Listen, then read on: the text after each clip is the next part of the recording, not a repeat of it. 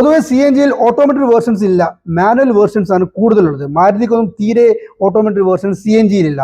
എന്തുകൊണ്ടാണത്? ഒരു കുറഞ്ഞ പ്രൈസിൽ നിർമ്മിക്കാനും അത് വിപണനം നടത്താനും ഏറ്റവും നല്ലത് മാനുവൽ ഗിയർ ബോക്സ് ഉള്ള വാഹനങ്ങളാണ്. അതുകൊണ്ട് തന്നെ നമുക്ക് നോർമൽ ഒരു വാഹനത്തെ അപേക്ഷിച്ച് സി എൻ ജി വാഹനം ഉപയോഗിക്കുന്ന ആളുകൾ അത്തരം കസ്റ്റമേഴ്സിന് ഏറ്റവും ബെറ്റർ മാനുവൽ ഗിയർ ബോക്സ് ഉള്ള വാഹനമാണ്. സാധാരണ രീതിയിൽ പെട്രോളിനെ അപേക്ഷിച്ച് സി എൻ ജിക്ക് കുറച്ച് പവർ ലോസ് ഉണ്ടാവും, കുറച്ച് പവർ കുറവുണ്ടാവും. കാരണം കംപ്രസ്ഡ് ഫ്യൂൽ ആണല്ലോ. നമുക്ക് പെട്രോൾ എടുക്കുന്ന പോലെ അത്ര പവർ എടുക്കുന്ന വാഹനമായിരിക്കില്ല സി എൻ ജി. പക്ഷേ ഇതിനെ എൻഹാൻസ് ചെയ്ത് ഉപയോഗിക്കാൻ ഏറ്റവും നല്ലത് മാനുവൽ ഗിയർ ബോക്സ് ആണ്. നമ്മുടെ ഇഷ്ടാനുസരണം ഗിയർ മാറ്റി നമ്മൾ ഉപയോഗിക്കുന്നത് കൊണ്ട് തീർച്ചയായിട്ടും അതിൻ്റെതായ പവറിലോട്ട് എത്തിക്കാൻ നമുക്ക് മാനുവൽ ഗിയർ ബോക്സിനെ കൊണ്ട് പറ്റും.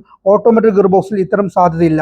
അതുകൊണ്ടും ഇങ്ങനെ നമുക്കിത് ഓട്ടോമാറ്റിക് വേർഷനിൽ ഇറങ്ങാത്തതിന്റെ കാരണം അതുകൊണ്ടാണ്. അതുകൊണ്ട് തന്നെ മാരുതി സുസുക്കിക്കൊന്നും ഒരിക്കലും ഈ സി എൻ ജി വാഹനങ്ങൾ ഓട്ടോമാറ്റിക് വേർഷനിൽ ഇല്ല. ഓട്ടോമാറ്റിക്കിൽ സി എൻ ജി വാഹനങ്ങളില്ല, മറ്റു പല ബ്രാൻഡുകൾക്കും ഉണ്ട്. തീർച്ചയായിട്ടും നിങ്ങൾക്കൊരു സി എൻ ജി വാഹനം നോക്കുന്നെങ്കിൽ മാനുവൽ മാത്രം ചൂസ് ചെയ്യുക. അതായിരിക്കും നിങ്ങൾക്ക് പവർ കിട്ടാനും അതുപോലെ നിങ്ങൾക്ക് മെയിൻ്റനൻസ് കോസ്റ്റ് ലാഭവും അതുപോലെ നിങ്ങൾക്ക് യൂസ് ചെയ്യാൻ സുഖവും അതായിരിക്കും.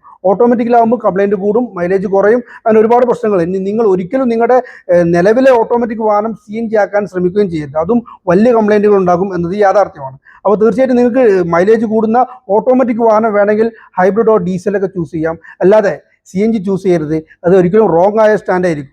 അപ്പോൾ തീർച്ചയായിട്ടും ഇൻഫോർമേറ്റീവ് വീഡിയോയ്ക്ക് ഫോളോ ചെയ്യുക. പുതിയ വാഹനം വേണോ നമ്മളെ കോൺടാക്ട് ചെയ്യാൻ നമ്പർ താഴെ കൊടുക്കുന്നുണ്ട്. Okay, thank you.